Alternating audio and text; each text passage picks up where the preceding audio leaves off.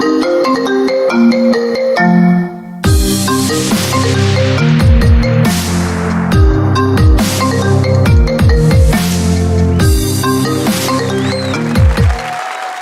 many Germans does it take to change a light bulb?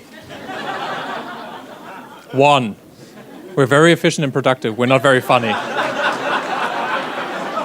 We're not only funny, we also are not very good dancers. In fact, in German, there's even a term called Tanzverbot, which means dance embargo. On certain public holidays, you're not allowed to dance. However, my wife, who I got married last month, she loves dancing. And because I love her a lot, I needed to up my game. So what we did was we took dance lessons, which basically took me super out of my comfort zone. And I felt very, very uncomfortable. And she was very patient with me, which I'm very happy about. But over the time, I realized that there are a couple of commonalities between dance lessons and something that because I'm German, I'm very productive, I'm very comfortable with. And I realized that the best dancers look like they are super under control in terms of they move over the dance floor very swiftly and they just look very relaxed. In the same way, the most productive people look very under control in terms of they look very relaxed, they are in charge, and they don't look busy. So I thought, maybe there's a little bit more to it. So there are three commonalities that I discovered between dancing and productivity. The first one is it's all about the basics. In dancing, it's all about the left foot following the right foot, following the left foot.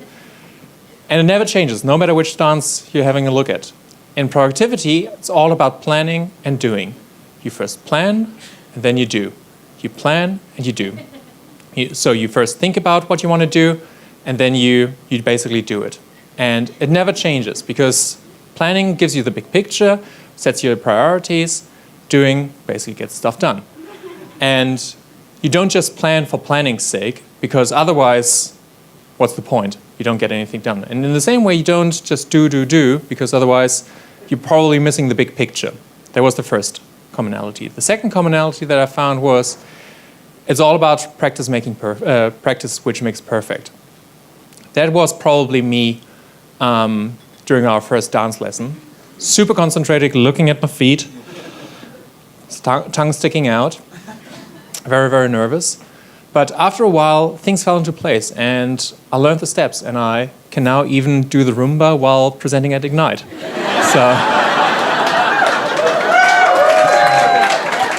And it's the same with productivity. In productivity, it's all about establishing routines. And I think one of the routines that I recommend everybody to do is take 5 minutes, either first day in the morning or last thing that you do before leaving the desk, to plan your day.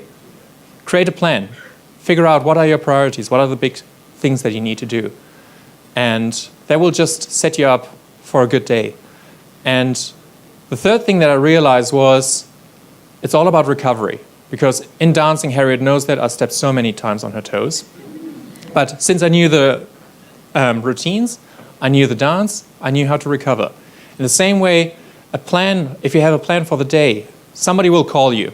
Your boss, your wife, calls in an emergency meeting, a fire drill, and everything changes. That's okay. You've got a plan, you have an idea what doesn't get done, and it just helps you to manage the chaos. And so those are basically the three things that I discovered in terms of that helped me to learn in productivity from taking dance lessons. First one is learn the basics, planning and doing, left and right, and try to keep the rhythm. Second one is establish the routines because they will give you the bigger picture in terms of it's the overall, the Roomba. And last but not least, be flexible.